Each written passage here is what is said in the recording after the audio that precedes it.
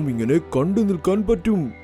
ആ ദിവസത്തിനു ശേഷം മിട്ടു 2 ദിവസത്തേക്ക് ആരുടെയും കണ്ണിൽപ്പെട്ടില്ല. അങ്ങനെ ഒരു ദിവസം സോനുപ്രാവ് ആ കാട്ടിലേക്ക് വന്നു. മിട്ടു പ്രേതമായി മാറി. അവന്റെ ആത്മാവ് അലഞ്ഞു തിരിയുന്നു. എല്ലാ മൃഗങ്ങളും സൂക്ഷിച്ചുകൊള്ളൂ. പതുക്കെ പതുക്കെ ഈ വാർത്ത കാട് മുഴുവൻ പരന്നു. രാമു ആനയുടെ ചെവിയിലും എത്തി. മിട്ടു എന്നു മുതൽ മാഞ്ഞുപോയോ? ഈ വിഡ്ഢികളായ മൃഗങ്ങളെല്ലാവരും അവന്റെ ആത്മാവ് അലഞ്ഞു തിരിയുന്നു എന്ന് പറയുന്നു. എനിക്ക് പേടിയില്ല.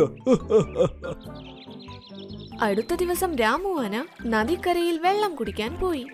അവിടെ ഒരുപാട് പക്ഷികളും മൃഗങ്ങളും ഉണ്ടായിരുന്നു. അയ്യോ, ഇവിടെ മുഴുവനും ചെറിയ മരങ്ങളാണല്ലോ. ഇത് തള്ളിയിടാൻ ഒരു സുഖമില്ലല്ലോ.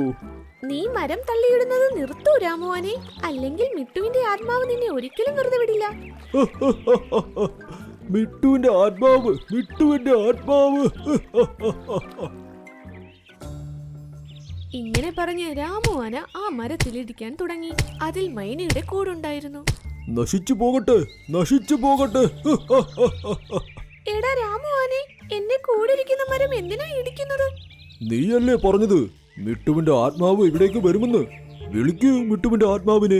ഇത് പറഞ്ഞ് അവൻ വീണ്ടും ഇടിക്കാൻ തുടങ്ങി. രാമുവനെ, നിർത്തൂ നീ. ഈ ശബ്ദം എവിടെ നിന്നാണ് വരുന്നത്? പെട്ടെന്ന് എല്ലാവരും നോക്കി നിൽക്കേ മിട്ടു ആ മരത്തിൽ വന്നിരുന്നു. നിന്റെ ഈ ദുഷ്ടത കാരണമാണ് എന്റെ കൂട് തകർന്നത്. അത് കാരണം എന്റെ ജീവനും നഷ്ടമായി. ഇനിയും നീ നിർത്തിയില്ലെങ്കിൽ ഞാൻ ഇപ്പോൾ തന്നെ നിന്റെ ദുഷ്ടതയ്ക്കുള്ള ശിക്ഷയും തരും. ഓഹോ, നീ മരിച്ചുപോയല്ലേ? ഇപ്പോൾ എന്റെ മുൻപിലുള്ളത് നിന്റെ ആത്മാവും. ആ ശരി, ആത്മാവായി വന്ന് നീ എന്നെ പാഠം പഠിപ്പിക്കുമല്ലേ?